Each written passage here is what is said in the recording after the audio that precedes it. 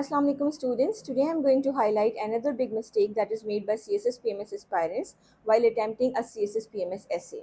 And that is to be unable to substantiate their arguments with an evidence or an example. अच्छा, ये बात time and again examiners report में भी highlight की गई है कि स्टूडेंट्स अपने आर्ग्यूमेंट्स की कोई लॉजिकल रीजनिंग नहीं देते या फिर कोई एविडेंस नहीं देते. सो बेसिकली जब हम पैराग्राफ राइटिंग सीखते हैं उसमें आपने एक बात ज़रूर सीखी होगी कि जब आप टॉपिक सेंटेंस लिखते हैं उस टॉपिक सेंटेंस को आप सपोर्टिंग डिटेल्स के साथ सब्सटेंशिएट करते हैं.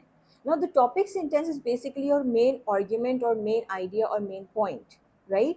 अब आपने आगे क्या करना होता है, आगे जो सपोर्टिंग डिटेल्स हैं उसमें आपने रैशनल देना होता है, आपने लॉजिकल रीजनिंग देनी होती है कि जो बात आप कर रहे हैं वो क्यों कर रहे हैं, राइट, और वो कैसे अप्लाई होती है या वो किस तरह से सिग्निफिकेंट है, राइट.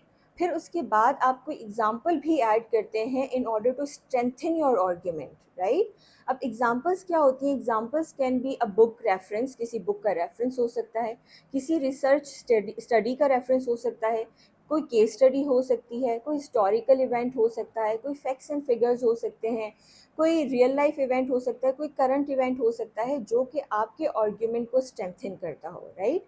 सो इसीलिए ये बहुत ज़रूरी है कि सिर्फ वही आर्ग्यूमेंट्स अपने ऐसे एग्ज़ाम में इंक्लूड किए जाएं जो कि आपके पास एग्जाम्पल्स के साथ मौजूद हों. यानी कि ऐसे आर्ग्यूमेंट्स जिसकी आपके पास कोई एविडेंस नहीं है, कोई एग्जाम्पल नहीं है, आपके पास आप कोई बुक नहीं कोट कर सकते, कोई रिसर्च नहीं कोट कर सकते, कोई हिस्टोरिकल और करंट इवेंट नहीं कोट कर सकते, या फिर कोई फैक्ट्स एंड फिगर्स के थ्रू उसको सब्सटेंशिएट नहीं कर सकते. ऐसे आर्ग्यूमेंट्स को आप स्किप कर दें, ठीक है. आप सिर्फ और सिर्फ उन्हीं आर्ग्यूमेंट्स को इंक्लूड करके आएँ जिसका आपके पास लॉजिकल रीजनिंग भी हो, रैशनल भी हो और आपके पास एविडेंस